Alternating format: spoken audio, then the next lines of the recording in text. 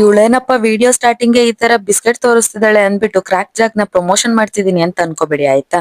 ಬೆಳಗ್ಗೆ ತಿಂಡಿ ದೋಸೆ ಮಾಡಿದ್ರು, ಆ ದೋಸೆ ತಿನ್ನೋ ಬದಲು ಆ ಹುಳಿನ ಡೈರೆಕ್ಟ್ ಬಾಯೊಳಗೆ ಇಟ್ಟಂಗ ಆಗುತ್ತೆ ಅನ್ಬಿಟ್ಟು ಈ ತರ ಬಿಸ್ಕೆಟ್ ಮತ್ತೆ ಮಿಲ್ಕ್ ನ ತಿನ್ಕೋಬಿಟ್ಟು ಇಡೀ ಡೇನ ಸರ್ವೈವ್ ಮಾಡೋ ತರ ಆಗಿತ್ತು.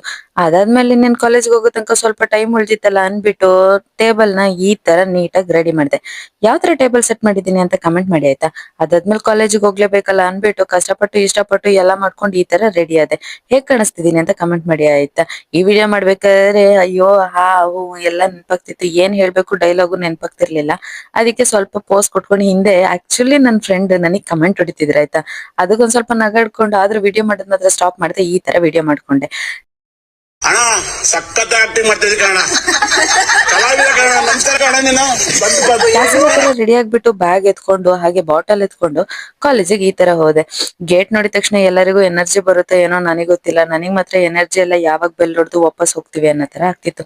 ಅದಾದ್ಮೇಲೆ ಕ್ಲಾಸಿಗೆ ಹೋದ್ವಿ. ಕ್ಲಾಸ್ ಎಲ್ಲ ಸ್ವಲ್ಪ ಮುಗಿಸ್ಕೊಂಡ್ ಲಾಸ್ಟ್ ಪೀರಿಯಡ್ ಒಂದ್ ಮೀಟಿಂಗ್ ಇತ್ತು ಅಂತ ಮೀಟಿಂಗ್ ಅಟೆಂಡ್ ಮಾಡಿದ್ವಿ.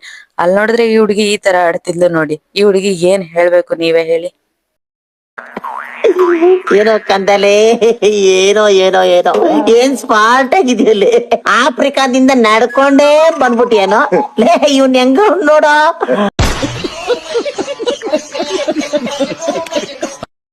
ಇವಳು ಈ ತರ ಆಡ್ತಿದ್ ನೋಡಿ ನಿಮ್ಗೆಲ್ಲ ಏನ್ ಅನಿಸ್ತು ಅಂತ ಕಮೆಂಟ್ ಮಾಡಿ ಆಯ್ತಾ.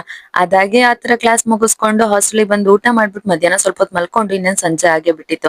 ಅಷ್ಟ್ರೊಳಗೆ ಈ ಒಂದ್ ಬುಕ್ ಅರ್ಧದಲ್ಲೇ ಸ್ಟಾಪ್ ಆಗ್ಬಿಟ್ಟಿತ್ತು. ಆ ಬುಕ್ ಓದೋಣ ಅಂತ ಹೊರಟಿದ್ದೆ. ಅಷ್ಟ್ರಲ್ಲಿ ನನ್ ಫ್ರೆಂಡ್ ಇನ್ನೊಂದು ಈಕಿಗಾಯಿನ ಬುಕ್ಸ್ ನ ತಂದ್ಬಿಟ್ಟಿದ್ಲು.